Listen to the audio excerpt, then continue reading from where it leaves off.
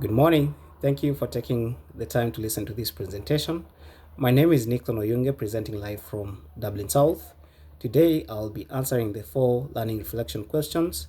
And question 1 is the most effective and least effective things about the way our group worked. One of the most effective things about the way our group worked was our communication. At the beginning of the assignment, we unanimously agreed to create a WhatsApp group, which became our main platform for sharing updates, asking questions, and supporting each other. We also divided the workload based on each other's strengths and interests. For example, I was responsible for researching Zero Trust architecture, explaining how it works, and relating it to our case study on Mark and Spencer. Everyone contributed well, and whenever someone needed help, the rest of the group was available to provide support and ideas. The least effective aspect of our group was that we could not meet face to face. Since we were all balancing work, family, and college commitment, it was difficult to find a suitable time for online meetings and to practice our presentation together. However, despite these challenges, our WhatsApp group helped us stay connected, coordinated our task, and ensure the assignment was completed successfully. Question 2, my own individual contribution to the group. My main individual contribution was researching Zero Trust architecture and explaining what is it, how it works, and how it could be applied to our chosen case study, Mark and Spencer. I ensured my research was relevant to the business context and supported our overall analysis. Beyond my assigned section, I also took on coordination role by helping to set up our WhatsApp group, encouraging regular progress updates, and keeping communication active throughout the assignment. Finally, I compiled and formatted the group assignment into a final report, ensuring it was well structured, consistent, and ready for submission.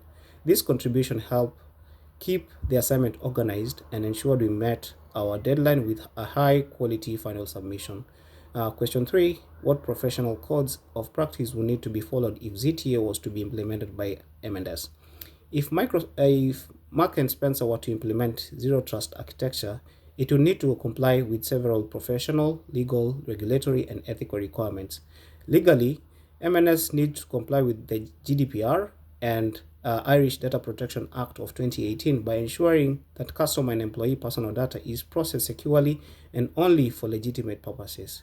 From a regulatory perspective, the company should follow recognized cybersecurity standards such as the NIST Zero Trust Architecture Framework and the ISO 27001 to ensure security best practices are implemented consistently. Professionally, IT teams should follow industry codes of conduct by maintaining confidentiality, integrity, and availability of information while ensuring security controls are regularly monitored and updated. Ethically, although Zero Trust requires continuous verification and monitoring of users, M&S must balance security with employee and customer privacy by collecting only the data that is necessary, being transparent about monitoring practices, and ensure fair and responsible use of personal information. Following these requirements would help M&S strengthen its cybersecurity while maintaining legal compliance and public trust. Question 4.